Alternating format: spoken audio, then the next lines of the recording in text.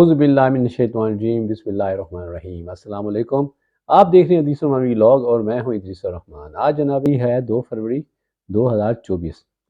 پاکستان کا جو سیاسی کینوس ہے وہ اس میں شاید آج ہیٹرک ہونے کی امید ہے، یعنی عمران خان صاحب کے خلاف تیسرے کیس کا بھی فیصلہ متوقع ہے۔ اب جب کہ میں یہ ولاگ بنا رہا ہوں تو ابھی تک تو دوبارہ فیصلہ نہیں آیا، ہو سکتا ہے تھوڑی دیر میں آ جائے۔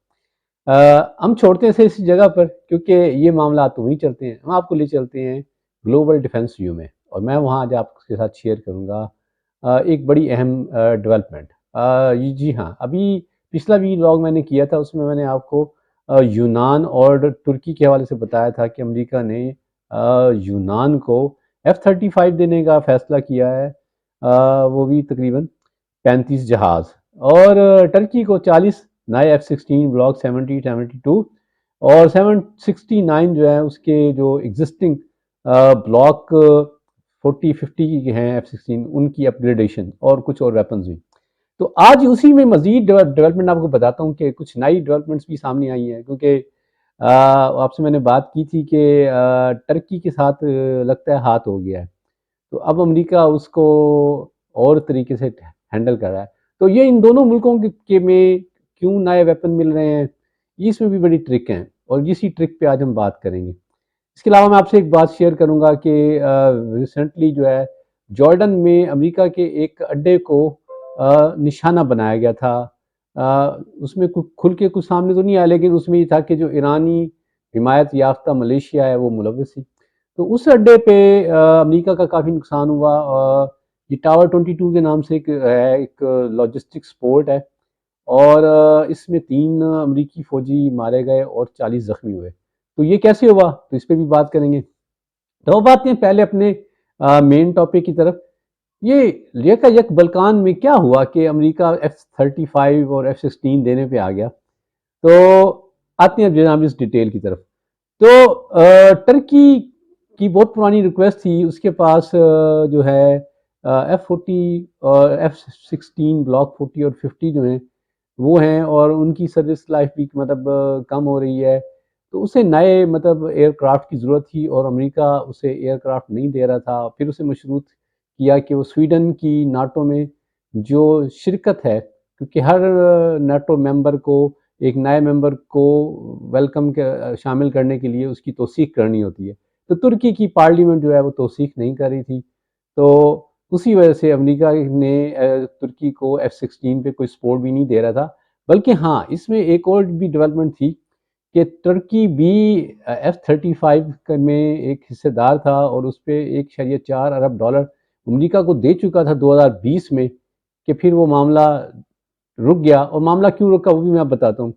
اب ہوا یوں کہ امریکہ سے ٹرکی مانگ رہا تھا پیٹرائٹ میزائل ڈیفنس شیلڈ، جو آپ جانتے ہیں، تو وہ امریکہ اس کو نہیں دے رہا تھا، اللہ تعالیٰ سے کام لے رہا تھا، اور اس عرصے میں اس کی ایک F-35 کے حوالے سے ایک ڈیل بھی تھی کہ ایک کنسورشیم میں ٹرکی کو شامل کرنا تھا، جس میں F-35 کو بنانا تھا۔ تو 100 F-35 ٹرکی کو ملنا تھے، لیکن ٹرکی نے رشیا کے ساتھ سٹرائک ڈیل کر لی، اور S-400 جو ہے اس نے ایکوائر کر لیا۔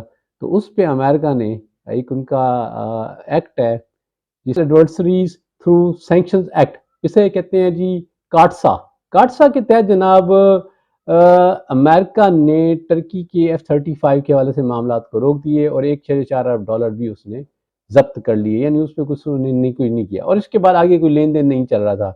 پھر سویڈن کا معاملہ بھی تھا۔ اب جب کہ ٹرکی کی پارلیمنٹ نے سویڈن کی ناٹو میں شرکت کی توثیق کر دی، تو امریکہ نے ایک ہی موو میں ٹرکی کے لیے 40 F-16 بلاک 72 اور 69 F-16 جو ہے بلاک 40-50 کی اپگریڈیشن کا پیکج دیا، جو کہ ہے کوئی $23 ارب کا۔ لیکن ساتھ ساتھ یونان کو 35 F-35 جو ہے وہ F-35 جو ہے 35 وہ $8 ارب کی، وہ بھی ایک لحاظ سے اس نے اس کی سگنل دے دیا کہ اس کانگریس سے اپروول کے لیے۔ تو ٹرکی کے لیے یقینی طور پہ تو یہ ایک ہاں اگر فائدہ تھا، تو دوسری طرف کیونکہ ٹرکی کی یونان کے ساتھ جو ہے مخاصمت ہے قبرص کے حوالے سے، تو یہ ترکی کے لیے بری خبر تھی۔ اب امریکہ نے ابھی ریسنٹلی، یعنی یہ کوئی ایک دو دن پہلے کی بات ہے کہ ان کی انڈر سیکٹری ہیں جی وکٹوریا نیولینڈ جو ہے وہ انکر آئی اور انہوں نے ٹرکی کو پھر دانہ ڈال دیا، کیونکہ امریکہ کو پتا تھا کہ جب یونان کو F-35 مل رہے ہیں تو یقینی طور پہ جو بیلنس پاور ہے ایئر فورس کا وہ ڈسٹرب ہو گیا ہے، اور ٹرکی یقینی طور پہ اس خواہش میں ہوگا کہ اس کے پاس بھی ایک بہتر آپشن آئے۔ تو امریکہ نے اسے ایک دانہ ڈالا کہ جی ہم آپ کو دوبارہ F-35 کی ڈیل میں شامل کر لیتے ہیں اگر آپ S-400 پہ جو ہے معاملات کریں، یعنی آپ S-400 کو بند کر دیں۔ اب امریکہ کو S-400 سے کیا تکلیف ہے یہ میں ابھی آپ کو بتاتا ہوں، اور یونان کو کس خوشی میں امریکہ F-35 دینے جا رہا تھا۔ جی یونان کے پاس سوویت یونین ساختہ جو ہے S-300 اور اس کے علاوہ ٹور میزائل سسٹم ہے، یہ بھی ایئر ڈیفنس کا نظام ہے۔ اب امریکہ نے بائنڈنگ دی ہے اس کو ایک ڈیل کا حصہ بنایا ہے کہ یونان کو F-35 ملیں گے، لیکن اسے اپنا S-400 S-300 اور ٹور میزائل اور اس طرح کچھ اکوپمنٹ وہ یوکرائن کو دینے ہوں گے، کیونکہ یوکرائن کو اس وقت بہت ضرورت ہے اس نوعیت کے ویپن کی۔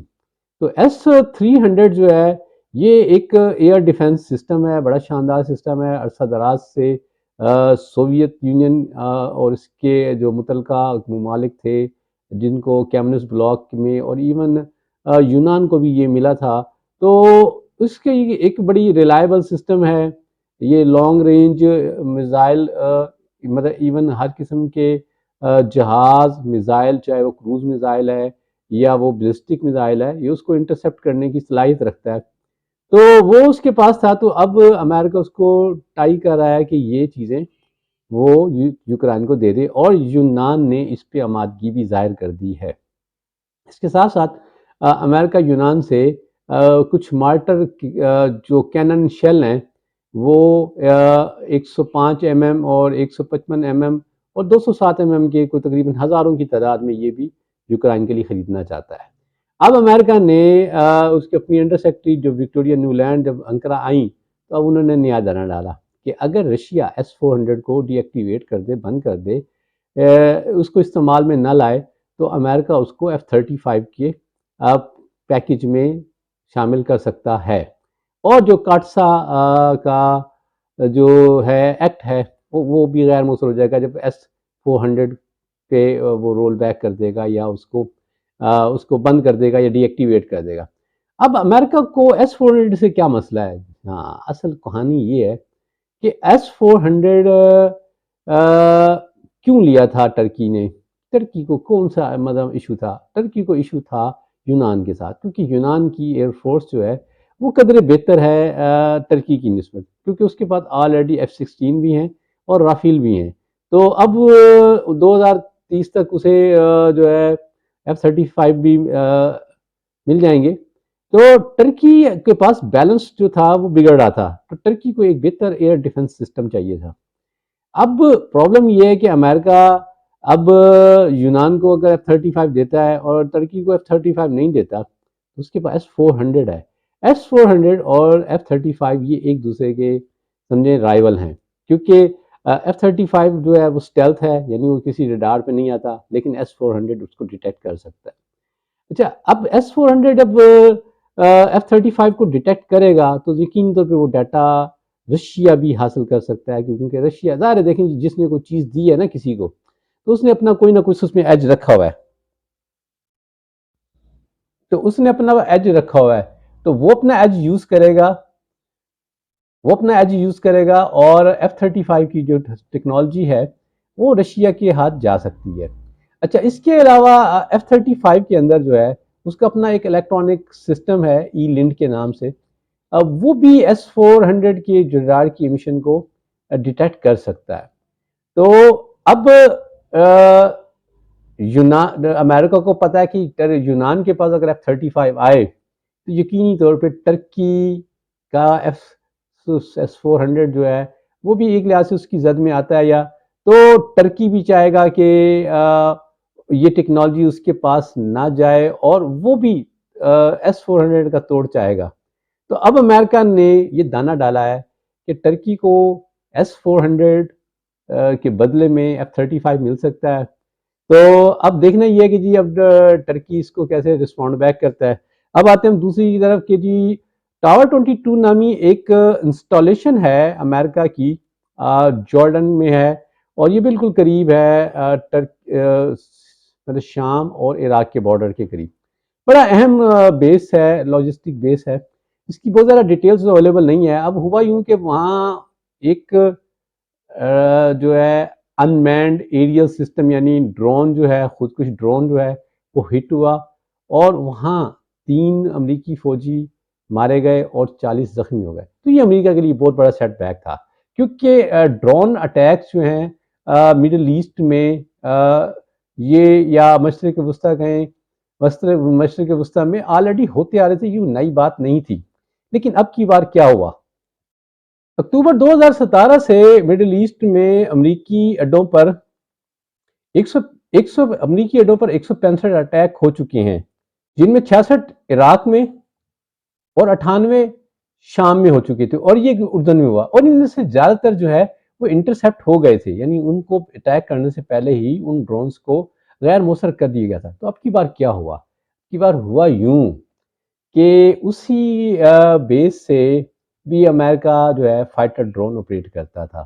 تو ایک ایسا ہی فائٹر ڈرون جو ہے وہ لینڈنگ میں تھا کہ اسی کے پیچھے ایرانی بیکڈ ملیشیا کا ڈرون بھی آ گیا، اور وہاں جو لوگ موجود تھے وہ ان کنفیوژن میں رہے کہ یہ آنے والا ڈرون جو ہے یہ ہمارا ہے یا دشمن کا ہے. تو اسی کنفیوژن میں وہ ڈرون جو ہے وہ ٹاور 22 میں لینڈ کیا، اور کہتے ہیں کہ جی کیا ہوا یہ کہ وہاں جہاں وہ اترا اس نے وہیں ہٹ کیا، اور وہیں جو ہے ریزیڈنٹل مطلب بلاک تھا جس میں، اور یہ صبح کا ٹائم تھا، زیادہ تر فوجی جو ہے یا وہ سو رہے تھے یا اپنے اپنے کمپاؤنڈ میں تھے، اپنے کمروں میں تھے. تو وہ وہاں 3 فوجی مارے گئے اور 40 زخمی ہوئے. اس کا بڑا شدید اثرات مطلب فیلنگ آئی.